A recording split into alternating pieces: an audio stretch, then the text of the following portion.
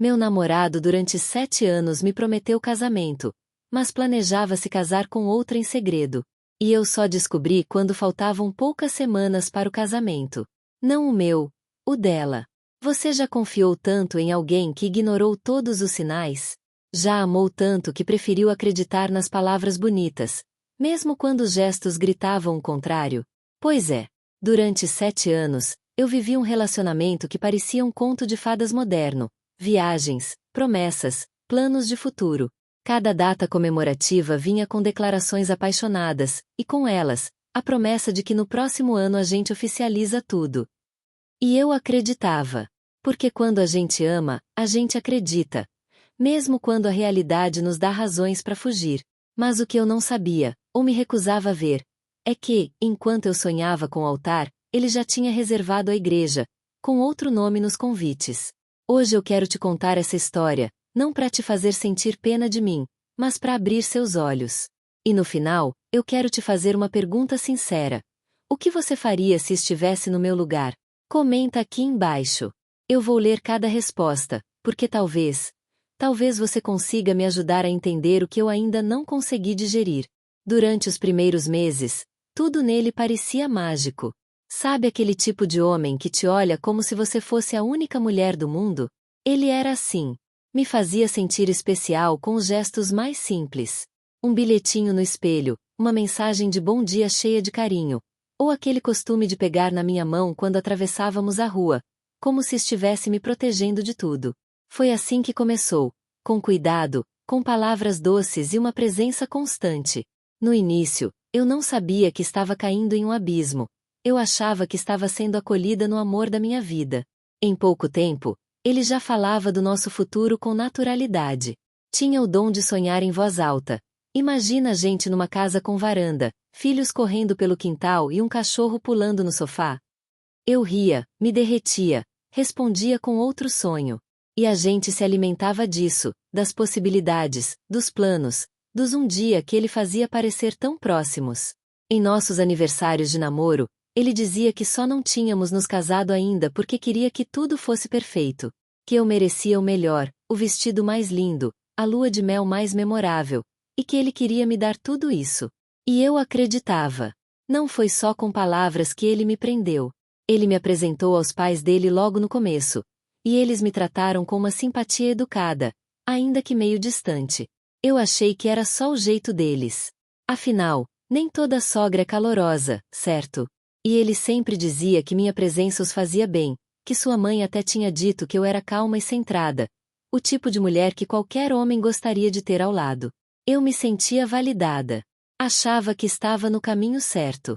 A cada dia, eu construía mais laços, com ele, com a família, com os amigos. Viajamos juntos, conhecemos lugares que eu só via em revistas, tiramos fotos com legendas apaixonadas, postadas por ele mesmo nas redes sociais. Cheguei a pensar, dessa vez, é real. E como era gostoso acreditar nisso. A cada viagem, ele dizia que estava apenas esperando o momento certo. Ano que vem a gente começa a ver buffet, amor. E eu, boba, começava a salvar referências de decoração e vestido no Pinterest. Cheguei a experimentar alianças. Por impulso, durante um passeio no shopping, ele me puxou para dentro de uma joalheria. Disse que queria ver meu gosto. Naquele dia, eu saí flutuando. Na minha cabeça, aquele era o prenúncio do pedido. Na dele, hoje eu sei que era só distração. Um teatro. Mas naquele momento, naqueles anos todos, eu não tinha dúvidas. Eu falava dele como meu futuro marido, já tinha imaginado até o sobrenome dele ao lado do meu. Escolhemos juntos o nome de 2 filhos, e ele até dizia que queria que a nossa primeira fosse uma menina. Com o seu jeitinho e o meu nariz, ele brincava. Eu tinha certeza de que Deus tinha me enviado aquele homem como um presente. E quando você acredita nisso com o coração inteiro, você não quer procurar defeito, não quer enxergar rachaduras. Você só quer continuar vivendo o sonho. E eu vivi. Intensamente. Por 7 anos, eu construí uma vida ao lado de um homem que me prometia o futuro. Enquanto, em silêncio, edificava outro com alguém que eu nem imaginava que existia. Os sinais estavam lá. Pequenos, quase invisíveis, mas estavam. Só que eu não queria ver. Ou talvez eu tenha visto, mas preferi pintar por cima com as cores da esperança. Sempre que surgia uma dúvida, eu mesma tratava de silenciá-la com alguma desculpa que me fizesse dormir em paz. O primeiro sinal veio quando ele recusou o convite para o aniversário da minha prima. Disse que estava muito atarefado com um projeto no trabalho e que não poderia me acompanhar. Tudo bem, até aí. Mas, naquela mesma noite, uma amiga me mandou uma foto dele em uma confraternização da empresa, sorrindo ao lado de uma colega. Quando confrontei, ele disse que foi um compromisso de última hora, que nem queria ir, que só apareceu porque o chefe insistiu. Mas você sabe que eu preferia estar com você, amor. E eu acreditei. Porque queria acreditar. Porque era mais fácil continuar no conforto da ilusão do que encarar o peso da desconfiança. Com o tempo, começaram a surgir outras pequenas rachaduras. Ele evitava certos assuntos. Sempre que falávamos de casamento, ele desviava. Dizia que o momento financeiro ainda não era o ideal, que queria me dar uma festa inesquecível e não um casamento meia-boca. Eu até admirava essa postura no começo. Parecia responsabilidade, cuidado. Mas os anos passaram e as desculpas se repetiam. Depois da promoção. Depois que minha mãe melhorar de saúde. Depois que quitarmos o carro. Sempre havia um depois. E eu, tola, fazia planos no futuro enquanto ele vivia confortavelmente no presente. Comecei a notar que ele me escondia de algumas pessoas. Já conhecia os pais, sim, mas nunca fui convidada para encontros familiares maiores. Ele sempre dizia que a família era complicada, cheia de brigas, que preferia me poupar de constrangimentos. Teve um Natal em que ele viajou para o interior com os pais e me disse que seria só por 3 dias, porque a avó estava doente. Eu fiquei em casa, sozinha, enquanto ele passava as festas com parentes que eu sequer sabia o nome. Quando perguntei por que não fui junto, ele respondeu com aquele tom doce que me fazia baixar a guarda. Você acha que eu ia te levar para um ambiente tóxico, amor? Lá só tem gente amargurada. Ano que vem a gente passa juntos, só nós dois. E mais uma vez, eu engoli a desculpa como se fosse prova de amor. Havia também o celular. Ah, o celular. Sempre virado para baixo, sempre com a tela bloqueada. Uma vez, ele esqueceu o aparelho na minha casa e eu ouvi o som de uma notificação. Quando vi, era uma mensagem no WhatsApp com um emoji de coração. O nome da pessoa era apenas uma sigla: FB. Quando ele voltou, questionei. Ele riu e disse que era um grupo de trabalho, que alguém devia ter enviado por engano. Você sabe que eu odeio esses emojis. Acha mesmo que eu mandaria coração para alguém? Eu senti meu estômago revirar, mas sorri e assenti. Não por convicção. Por medo. Medo de perder o que acreditei que era amor. Medo de encarar que talvez aquele homem que me prometia o mundo só estivesse me oferecendo migalhas. E mesmo assim, eu continuava sentada à mesa, esperando o banquete. Esses sinais, esses pequenos recados silenciosos que a vida me enviava, foram se acumulando. Mas quando você ama alguém com o coração cego, você escolhe o silêncio. Eu me calei todas as vezes. Porque doía mais imaginar a verdade do que aceitar as mentiras. E assim, dia após dia, eu me tornei cúmplice da minha própria ilusão. Enquanto ele construía um outro caminho. Sem mim. Foi aí que o nome dela começou a aparecer. Discretamente, como quem não quer chamar atenção, mas com uma frequência que me fazia estremecer por dentro. O nome era Fabiana. No começo, era só uma menção ocasional, dita no meio de alguma história boba do trabalho ou de um evento da faculdade.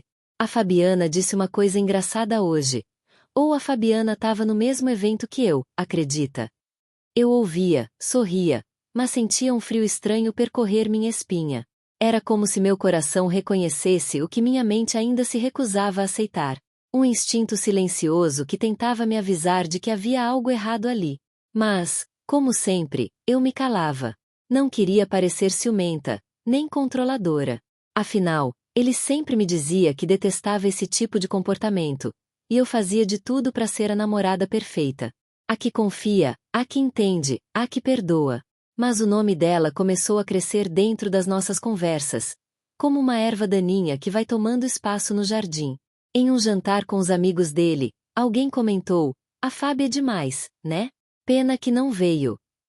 Eu me perguntei em silêncio por que ela faria falta em um grupo que, teoricamente, era nosso. Ela não era só uma colega de trabalho? Por que se tornou uma presença tão constante na vida dele? Depois daquele dia, comecei a reparar mais. O jeito que ele dizia o nome dela, com um sorriso involuntário. A pressa em desbloquear o celular quando chegava uma notificação. Os horários em que ele se afastava para atender ligações curtas, sussurradas. Sempre com a desculpa de que era coisa do trabalho ou cliente complicado. A gota d'água veio em um domingo à tarde. Estávamos no sofá, assistindo a um filme, quando o celular dele vibrou.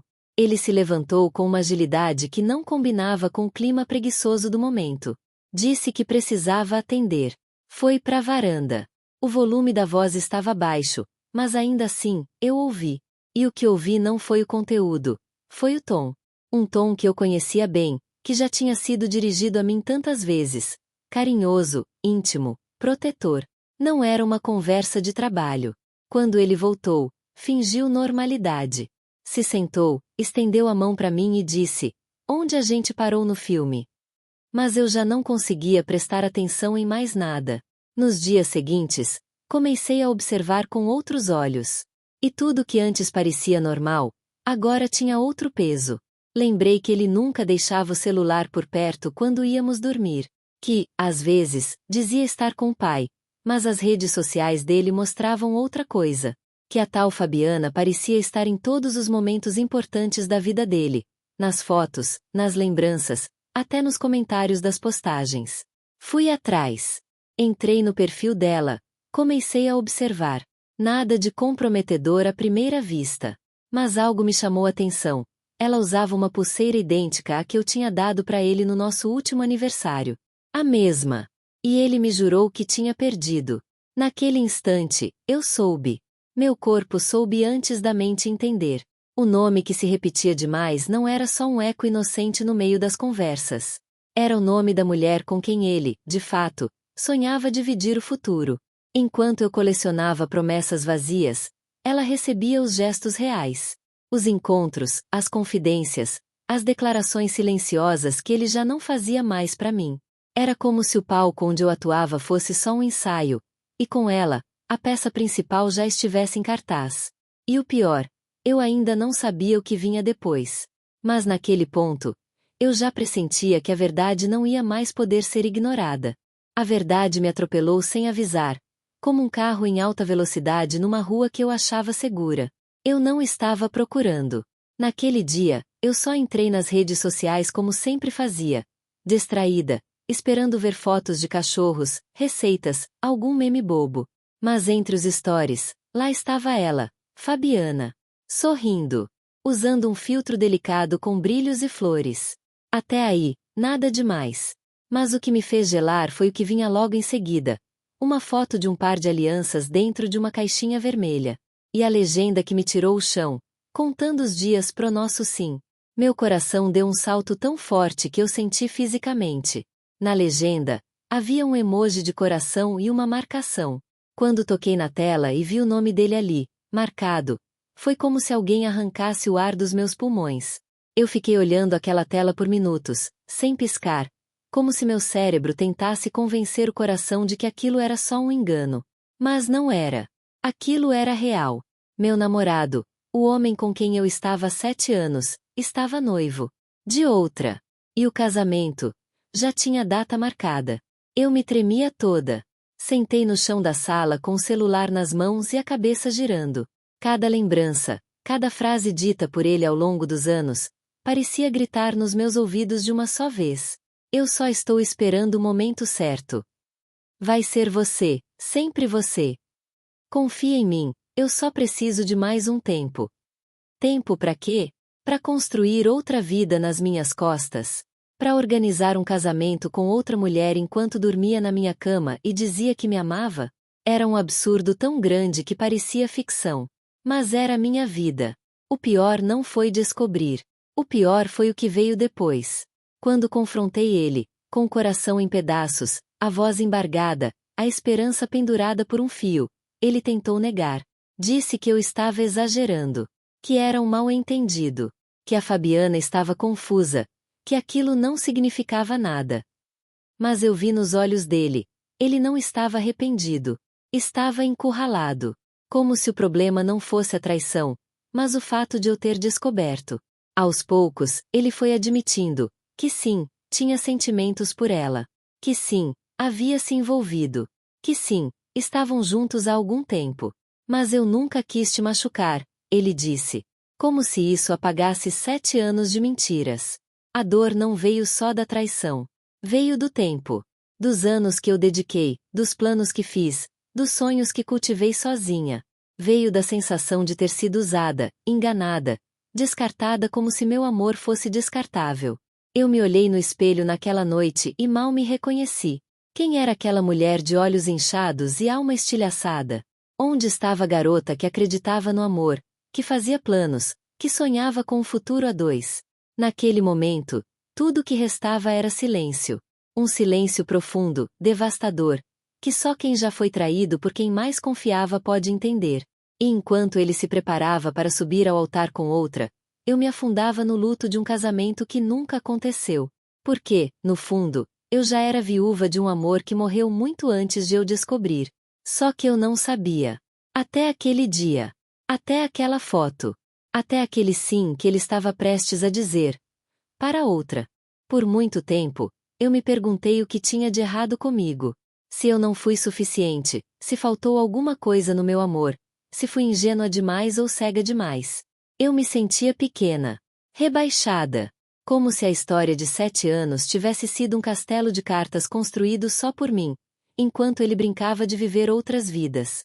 Passei noites em claro, revivendo cada conversa, cada beijo, cada momento em que eu acreditei que o futuro seria nosso. Chorei até o corpo doer. Apaguei fotos, joguei fora presentes, bloqueei tudo que me lembrava dele. Mas mesmo assim, a lembrança dele continuava grudada em mim como um perfume antigo, difícil de tirar, mesmo depois de tantos banhos de realidade. E foi nesse fundo do poço que algo inesperado aconteceu. Eu me ouvi. Pela primeira vez em muito tempo, ouvi a minha própria dor sem tentar abafá-la. Ouvi a menina dentro de mim, gritando por socorro. E, aos poucos, percebi que essa dor não era sinal de fraqueza.